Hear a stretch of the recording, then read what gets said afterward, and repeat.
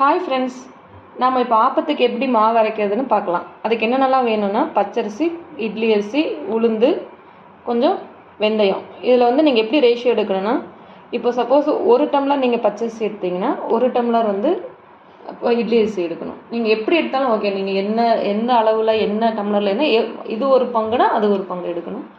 அது போக உளுந்து வந்து நீங்கள் கொஞ்சமாக போடணும். உளுந்து வந்து நான் அரை கிளாஸ் எடுத்திருக்கேன் உளுந்து. அதுக்கப்புறம் வந்து கொஞ்சமாக வெந்தயம். இது நல்லா நீங்கள் கழுவி ஒரு 2 மணி நேரம் 3 மணி நேரம் ஊற வச்சுட்டு நீங்கள் மிக்சியில் போட்டு அரைக்கலாம், இல்லைன்னா நீங்கள் கிரைண்டர்லேயே மொத்தமாக போட்டு அரைக்கிறனால அரைக்கலாம். உங்களுக்கு எது ஈஸியாக இருக்கோ நீங்கள் அதை பண்ணலாம். ஆப்பத்துக்கு மாவு அரைச்சாச்சு ஃப்ரெண்ட்ஸ். அது வந்து நல்லா நைஸாக அரைக்கணும், கட்டியாக அரைக்கக்கூடாது. நல்லா நைஸாக அரைக்கணும் மாவு. இப்போது அதை வந்து நான் தனியாக எடுத்து வச்சுருக்கேன். பாருங்கள், ஆப்பத்துக்கு வந்து மாவு வந்து நான் தண்ணி ஆட் பண்ணியிருக்கேன். நல்லா தண்ணியாக இருக்கணும். அப்போ தான் வந்து நீங்கள் இது பண்ணும்போது மாவு வந்து நீங்கள் ஆப்பம் சுடும் போது கரெக்டாக வரும். நல்லா தண்ணியாக இருக்கணும். தேவையான அளவு உப்பும் தண்ணியும் ஆட் பண்ணிக்கோங்க.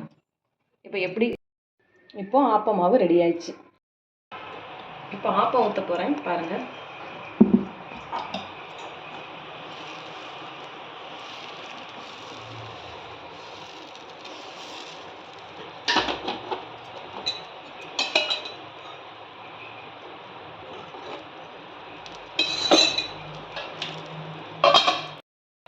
பாருங்கள் ஃப்ரெண்ட்ஸ், ஆப்பம் ரெடி ஆயிடுச்சு. எப்படி இருக்குது பாருங்கள், சூப்பராக இருக்குது.